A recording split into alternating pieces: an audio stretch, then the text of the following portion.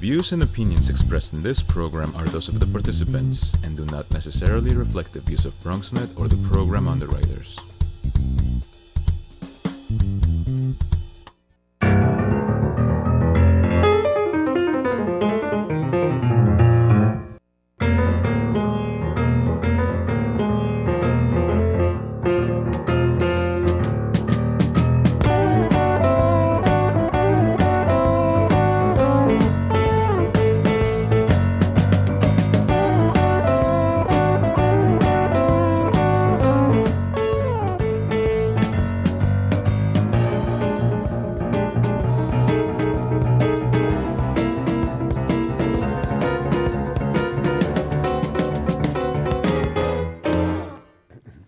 Good evening and welcome to Bronxtalk.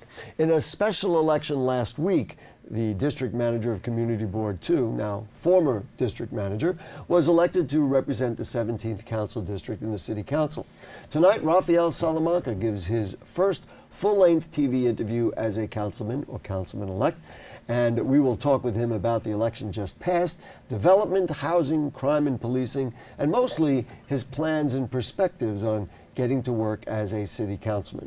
The phones are open, so if you'd like to talk with the Bronx's newest elected official, then please call in at 718-960-7261 or email them to us at bronxtalk@bronxnet.org or put them on our Facebook page and we'll read them on the air during a future edition of our program. For the here and now, welcome to Bronxtalk, Councilman Rafael Salamanca Jr. Hi. Welcome. Gary, thank you for having me. I guess, first of all, congratulations, and I guess you like hearing the idea that Councilman Rafael Salamanca. How does it feel? It's a humbling experience, you know, to be able to represent my community, community I was born and raised in, community that I'm raising my family in, and be that advocate in City Hall, to say the least, is humbling. My family's proud, my neighbors are proud, my friends are proud, and I'm just eager to get to work. Do you find that as you look at what's ahead of you that this is an extension of your work as a district manager, or do you think, gee whiz, I'm entering into a whole new realm? How do you view it? No, I feel that as a district manager, I was able to accomplish and bring results to the community. Now I have an opportunity to take the work that I've done and really have a broader look, bring more results to the entire 17th Council District. I understand government, I understand how government works, and so I am eager to bring results to the entire Council District. I want to talk certainly about the future and what your goals are and what you're thinking about for the future, but let's just take a moment to review this hard-fought election. Why do you think so few people voted?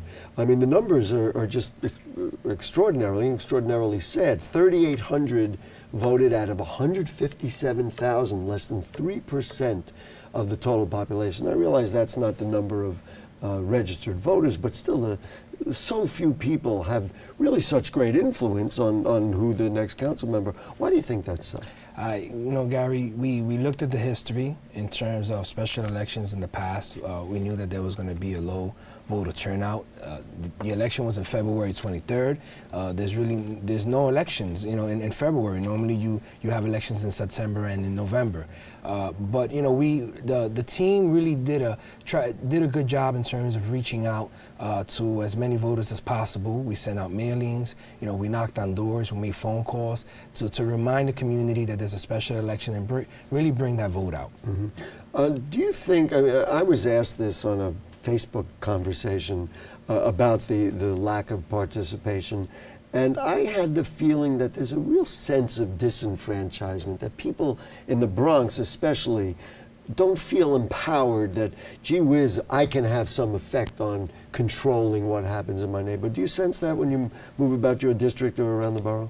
I mean, you know, we constantly, knocking on doors, we reminded the voters that this is a special election, every vote counts. You know, kind of pushing them, encouraging them to come out and vote. And they do have a say-so. You know, this is the first time in, I would say, 12 years that there's a new council member in the 17th Council District. And that was my message to the voters. You have an opportunity to elect your next council member. And Why do you think the issue of being the county organization's selection was such a big issue? I mean, as you know, I moderated the debate here. It came up at a couple of other forums, and the candidates were really kind of emotionally involved in this idea that you were selected by the Bronx Democrats to be their candidate. Why do you think that's such a big issue for people? I was chosen by the Bronx. I got the endorsements that I received based on the work that I've done in the community and the results that I've produced. They believed in the work that I've done, and they believe that I will continue to bring results to the 17th Council District. Mm-hmm.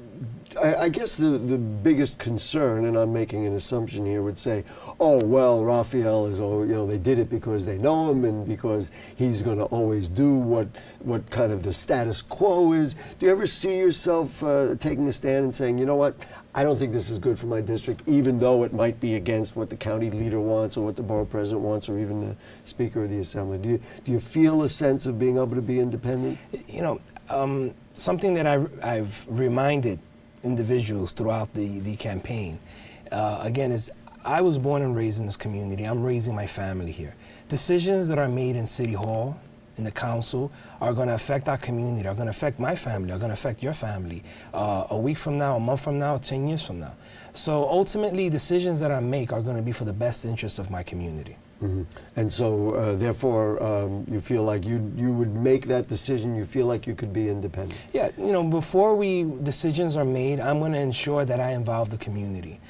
Specifically, if there's a certain specific community or district that's going to be greatly affected, I would speak to the community leaders. I'll reach out to the community boards, precinct councils, tenant associations, to try to get an idea of how they feel in terms of whatever decision is going to be made, so that I know how to best make my decision when I'm in City Hall. You're probably going to have some pomp and circumstance. You're going to have a swearing in. I'm sure it'll feel great for you. But when you finally sit there and there's a few minutes to say, okay, I have to get to work and generate something, what are you going to work on first? What's high on your priority list? I have a few things that are high on my priority list. First one is NYCHA development. So I was door knocking, I was visiting the NYCHA development. My heart went out to see that elevators are not working, or to see that, and you have residents that are living in 14 stories and the elevator's not working. When I was door knocking, both elevators were down in a specific building, and you had a senior with a shopping cart of food. She lived on the 10th floor. We took a shopping cart up for her, and she invited us in for water, to see the hallways as dark as they are. Security, speaking to the residents, issues with security, security cameras, but not just security cameras. They want to see more of a presence in terms of police enforcement, just walking into the building, speaking to the residents. But with that comes community and police relations. I'm really going to focus on working on improving the NYCHA developments that I have in my district. And we're very blessed here in the Bronx. I have a Councilmember Richie Torres, who's the chair of Public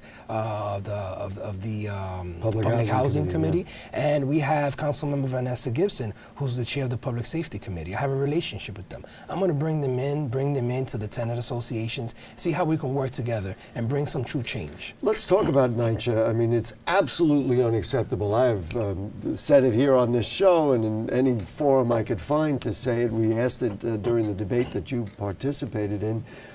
You said in the debate that NYCHA is mismanaging the money. Yeah. What makes you say that, and then how do you manage it so things potentially can get corrected? Well, there's throughout the time, as you hear, in terms of funding, walking into these apartments and seeing the apartments in such devastation. I'm going to use the word for you. In such bad conditions, yeah. And to know that there's money that's allocated to fix these apartments, to fix the elevators, to fix the hallways. Why does it take so long for them to change the light bulbs, to make the hallways brighter? You know, why does it take so long for an elevator? If you know constantly that every other week the same elevator is down, it's not working. Well, why does it take so long to install a new elevator? Bring in a company and actually get things done.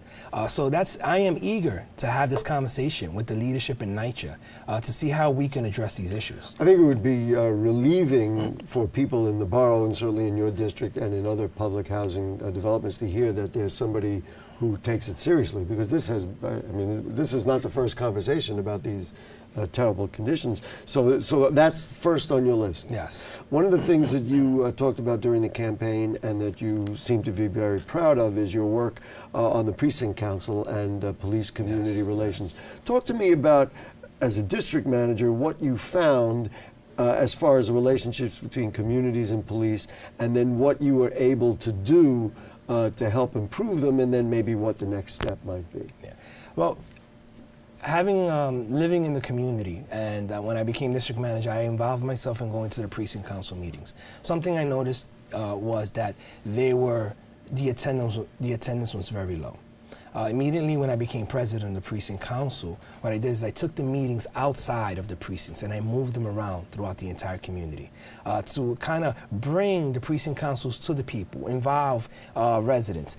We noticed that a lot of residents or community members didn't want to come to the precinct council meetings because they were held at the precinct. You know, they may felt a certain way, they were scared to walk into a precinct. Plus also, if I can just interject, that means it's at one place and it may be convenient for some people. Exactly. But listen, the district is not that small, and there may be people in other parts of the district that that would want to participate.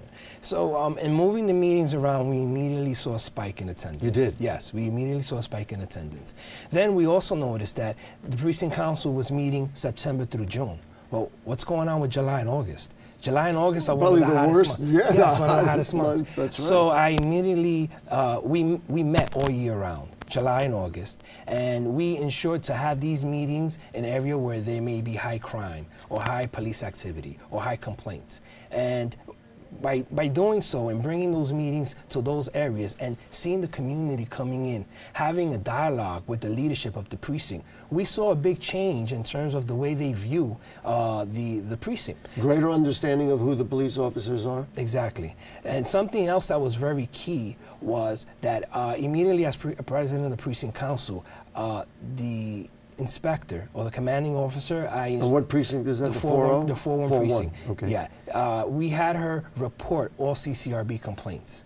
It was important that the community know how many complaints, CCRB complaints, are coming into the precinct. We also brought in the CCRB. We educated the community on how to properly file a report should an officer is disrespectful or there's an abuse of power. So that worked in two ways. We, number one, educated the community.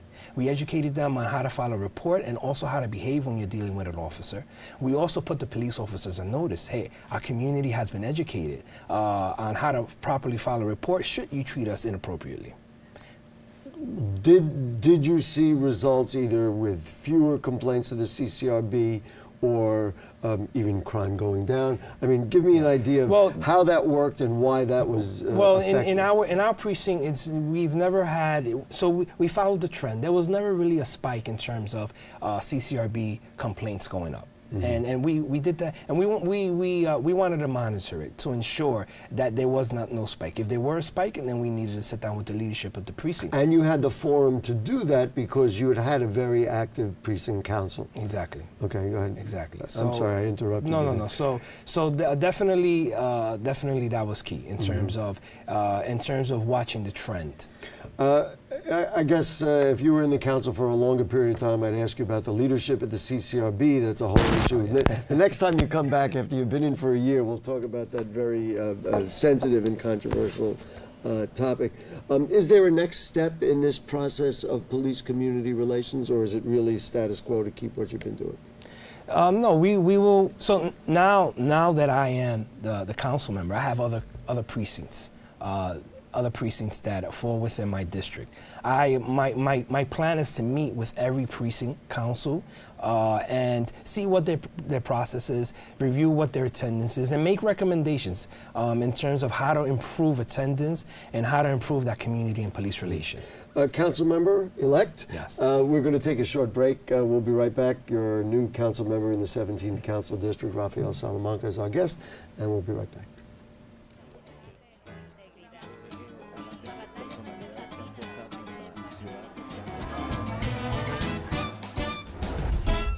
If you want to stay in the know about the latest happenings en español, check out Diálogo Abierto, BronxNet's own Spanish show, Wednesdays 6:30 p.m. on Channel 67. The latest in news, arts, culture, politics, and what's going on in your neighborhood. Diálogo Abierto, the best way to stay connected in Spanish. See you there. Te esperamos. Na, na, na, na, na. Are we there yet? Yep. We're here. It's a short drive from your neighborhood to your naturehood. To find a neighborhood park or green space near you, visit discovertheforest.org. Our guest tonight on Bronx Talk is the new council member in the 17th Council District. It is Rafael Salamanca Jr. We were just talking about police-community relations. Related to that is the idea that the Speaker had during her State of the City address to talk about Rikers Island and the potential of closing Rikers Island. What are your thoughts? I realize, again, you haven't been able to get in there just yet, but your thoughts on the criminal justice system in Rikers Island? Yeah, definitely we need reforms. There's been conversations of closing Rikers Island, but I think those conversations, that you need to have greater conversations. What are you going to do with all those, the beds, should you remove Rikers Island? In terms of the Speaker, something that was very interesting to me was the fact of the warrants. Individuals who have warrants for the past 10 years for jumping a turnstile or having an open container. And to know that if they were stopped by the police and they see that they have an open warrant, they'll get arrested, and they have to go through this process. And that stays with them for a very long time, potentially even a decade later when it's not really relevant, impacts their ability to get a job or get a loan or whatever it is. Yeah. So I was excited to see her recommendations in terms of bringing true reforms, and I'm eager to work with her on these issues in the City Council. Let's talk about transportation in the district. I know this is something that you were proud of in your work as a district manager, changing the nature of transportation on Hunts Point. So let's talk about what's happened and then your vision of what might happen and what you might be able to affect in the future. Yeah. So in Hunts Point, first thing, we brought in an elevator for in the handicapped community, which was awesome. Subway? On the Hunts Point 6 train station, which was awesome. We saw the next. What else the community board did? What we did was Hunts Point and Brooklyn Boulevard. All of Brooklyn Boulevard, Hunts Point, Barreto, Longwood, for years, that area has been a high area where there's vehicular accidents. So we brought in safety measures with the Department of Transportation. Like bumps in the streets? In terms of Hunts Point, we extended Hunts Point and Brooklyn Boulevard. We extended the sidewalk. We added islands. Therefore, see, if you ever walked across the Brooklyn Boulevard, you have to sprint. You're not going to get across in one shot. So we added islands. Should you get caught in the middle, there's a safe haven where to avoid getting hit by a car. I just want to interject, and I know you have more to say about that. When you do that has to be done in coordination with a council member because there has to be funding. Certainly the community board doesn't have its own budgeting. Talk a little bit about the process, and certainly now that you'll be coming from a different perspective, how those kinds of things work. I think it's important to educate the public about that. Well, the community boards have budget priorities, and our budget priority for years was addressing the intersection of Brooklyn Boulevard between Hunts Point and Longwood Avenue. And so DOT finally heard our cries. They met with the council member, they met with the borough president, they allocated the proper funding, capital money that was needed, and the project was Out of curiosity, I know this is taking us off the track, how much was that?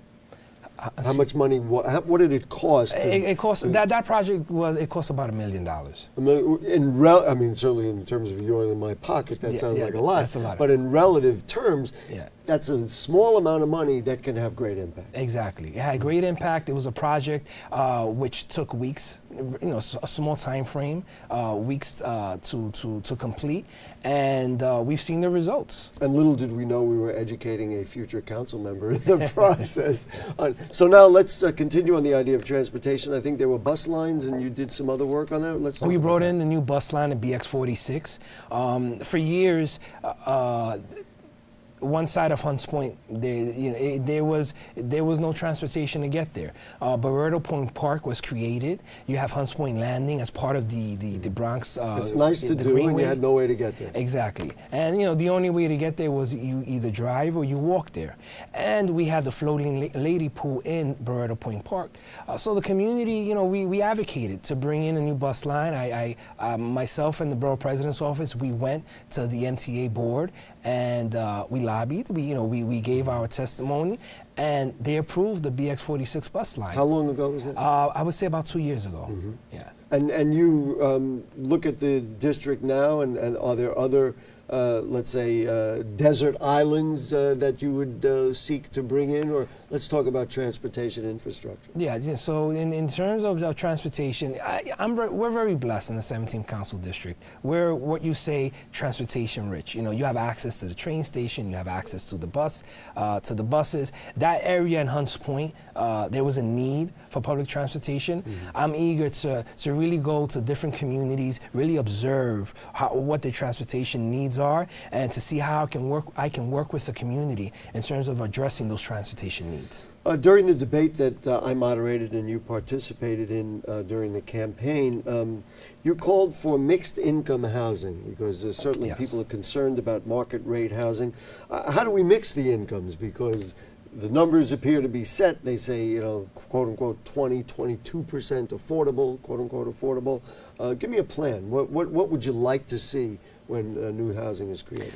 When new housing is created, the plan that's being presented now in terms of the AMIs, 60%, 80%, and 100%, 120% AMI, that really does not reflect the needs of our community. I am going to advocate to lower that 60% to 30% AMI.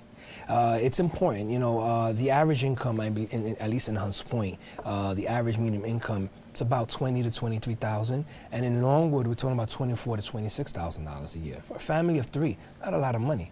And so we, as developers come in and these new housing developments are being constructed, we need to make sure that residents in our community, regardless of their income, have access to these apartments.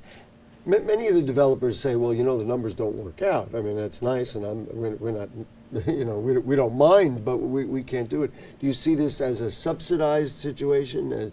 Do you think mandatory inclusionary housing, as proposed by the mayor, is an answer? How do we get there so that developers are happy and they continue to want to build? I mean, that's a conversation that we need to continue having as different projects are brought in and they're being constructed. We need to sit down and we need to figure out how we're gonna have residents in our community. How will they have access to these apartments, regardless of income?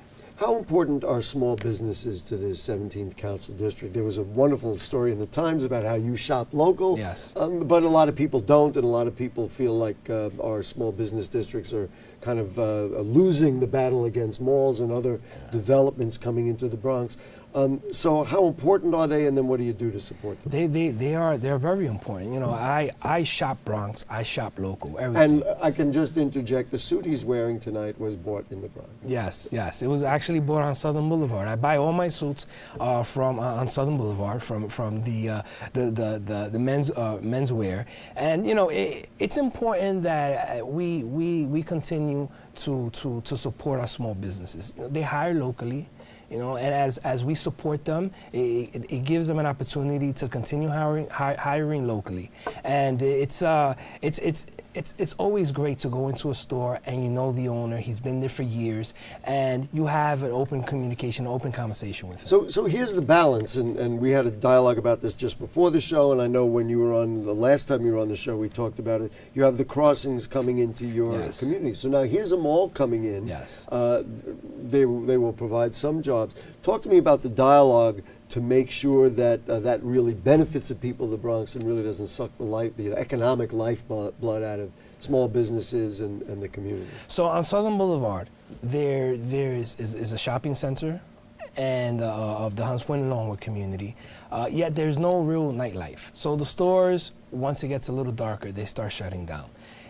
In the crossings, you have a Red Lobster that's coming in.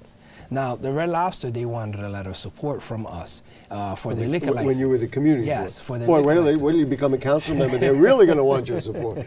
So we refused to give them a letter of support unless they gave us a stipulation in which those 200 permanent jobs that they're going to be providing, residents of our community have access to them first. So residents in our community will be able to apply. They'll have access to those interviews, and I think that goes a long way. Now the small businesses, And they ultimately agreed to that?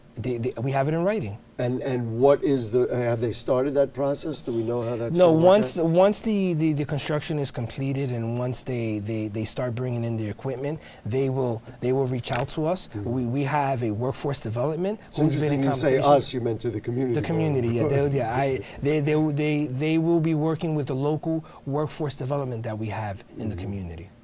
And do you have a percentage in mind of how many people out of, let's say, the 200 should be Bronxites, or this is an open 100%. They should all be Bronxites. You know, and the beauty of it is that regardless of what the weather will be, hiring locally, there's no reason why they can't get to work. Council member, thank you so much, and good luck. We would like to think this is not your final appearance on the show.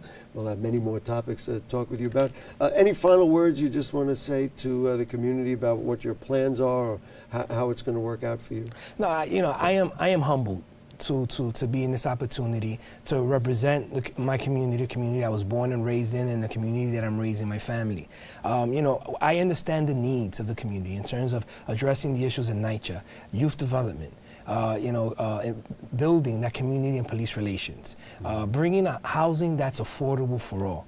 And I am eager to get to City Hall, work with all of my colleagues, work with city agencies, and bring true results to the community. Where do you anticipate the office is? Southern Boulevard in Westchester. And it's already selected, or you're working on it? I saw the space and I got the okay. Councilmember-elect Salamanca, thank you so much for your first full-length interview, and we'll do a lot more as you go on in your career. Thank you so for much. having me. Great. Folks, if you have further questions or comments on anything you heard from the council member tonight, or anything going on in the Bronx, then email them to us at bronxtalk@bronxnet.org, or you put them on our Facebook page, and we'll read them on the air during a future edition of our program. We ask you to like the Bronx Talk Facebook page, and you can check out our archives at bronxnet.org. You'll find Bronx Talk on the lower right navigation bar. Thanks to all the people who work on the show. Jayla Duberis, who is the producer. Our director is Shirley Arietta. Thank you to Helen, Nialani, the cast of Thousands, and to you. See you next week.